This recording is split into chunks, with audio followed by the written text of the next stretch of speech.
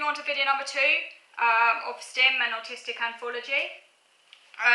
So another article that particularly spoke to me in this book, and there were just a couple, because as I said in my previous video, it was a little bit disappointing as a read, because some of the articles just I didn't quite understand, they were a bit too kind of vague, or didn't really quite, a little bit too much in the way of fiction for my liking, and I do prefer kind of more factual accounts. But one article I did like, which was kind of, I guess you could say, on the borders between fact and fiction, was on the article called Becoming Less by Robert Shepherd, who's a Scottish autistic man. And he goes to university. He talks about his experience at university where he studies evolutionary biology, and there he meets a Selkie.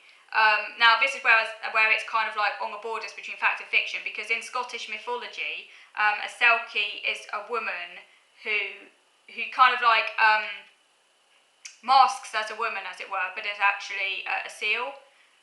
So it's kind of like a seal that's kind of metamorphosed into a woman.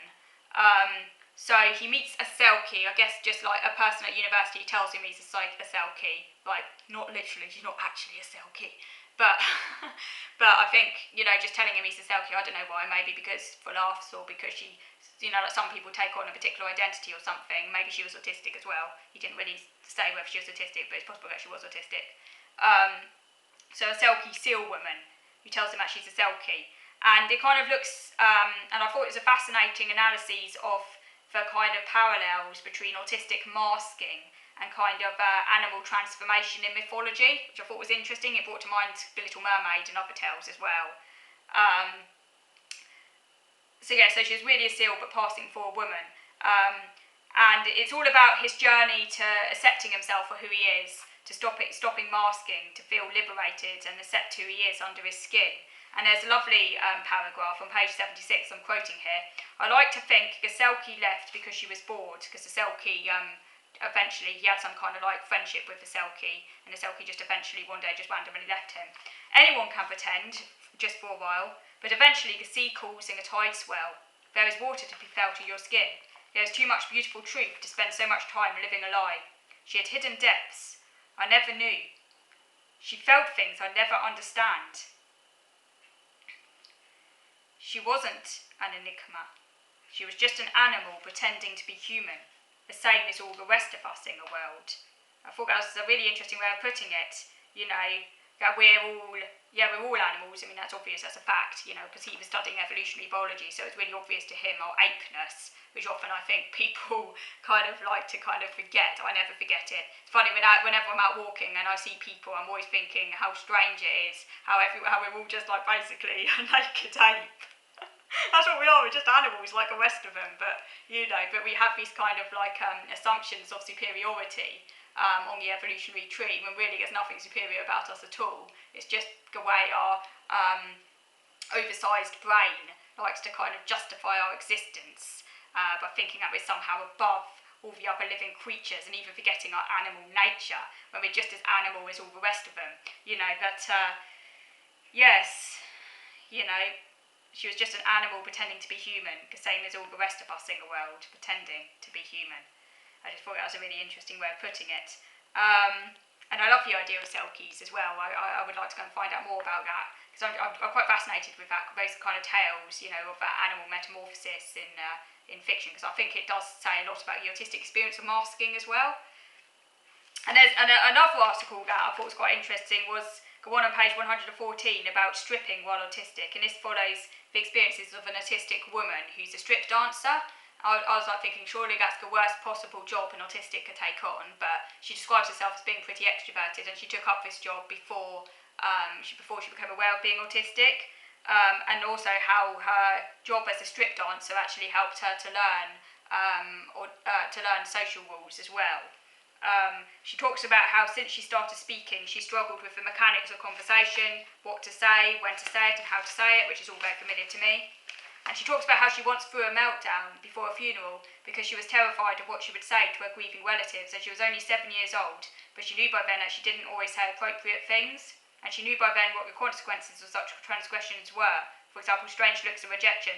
Now, I couldn't really relate to this, and I thought this was quite interesting because in my case, I didn't have any awareness of other people as existing entities outside of myself until I was in my teenage years, and I didn't mask at all until I was at secondary school. So throughout the whole of my primary school years, although I guess at times I might maybe have camouflaged some autistic behaviours, like obviously like in a classroom, just out of fear of not getting told off, I guess, I would take on a more kind of passive persona.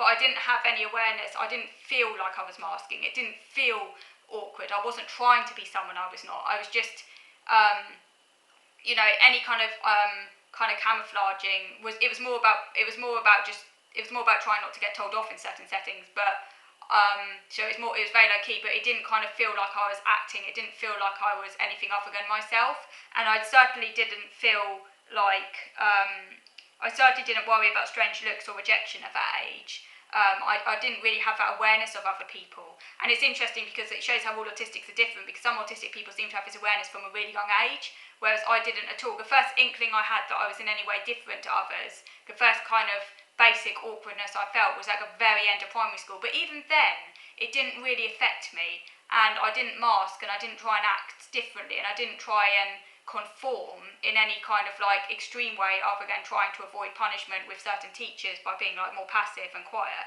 That was as far as it went.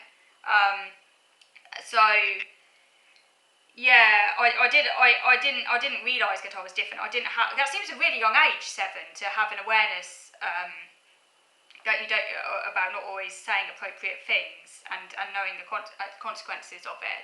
And I think I was actually quite lucky that I didn't have that awareness, that I was so kind of unaware and in my own little bubble, because it actually spared me that anxiety. So I had meltdowns for other reasons, but I didn't have meltdowns because of social anxiety. I didn't have that at all. So yeah, I can't really relate to that. So let me know when you first started masking. As I say, in my case, it wasn't until I was in my mid to late teens that I really started to feel the awkwardness of it. That's when I started to become aware how different I was. I didn't have any inkling of it beforehand. I was a very happy, unaware child. I had anxieties because I had OCD issues, but I didn't have all of those other anxieties, so I spared quite a lot of anxiety growing up. She talks about experiences of masking, like, for example, smiling during conversations and pretending to be interested in what people are up to. She said she describes it as a mask that she wore to present as someone who was socially capable, but she didn't know how surface conversations built into meaningful connections. So yeah, now that is relatable, because I can do the whole surface conversation thing. I had no idea how to do that until into my late teens. When all those years of observation started to pay off and I started to learn a basic pattern that I kind of memorised by rote. After you spent enough time observing it and analysing it, you do start to pick up a pattern of how other people interact, and you start to then kind of absorb that and kind of act it out when you're in social settings. But it's all very surface, so it can appear like you're more socially able than you actually are. So I can really relate to that, because I can't turn it into more meaningful connections. I can only do the kind of very shallow, basic bit, which makes me look like I could be really socially skilled when I'm not. It's just all a kind of enactment, because I don't have that understanding of how to develop it.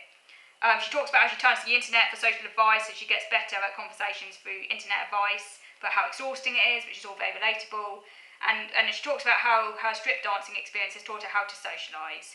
So that was quite interesting, because her experience is quite different to mine in some respects, but I can understand the mechanics of masking. It's just I came to it a lot later, because when I was a child and young teen, I didn't yet have a real understanding of how different I was, so it didn't really affect me at that age. Okay, so I'm going to stop now, and I haven't decided what I'm going to talk about next week. I might, if you'd like me to, I could talk a little bit about stimming and self-stimulatory behaviours, so let me know. But until then, I hope you have a good week, and thank you for watching.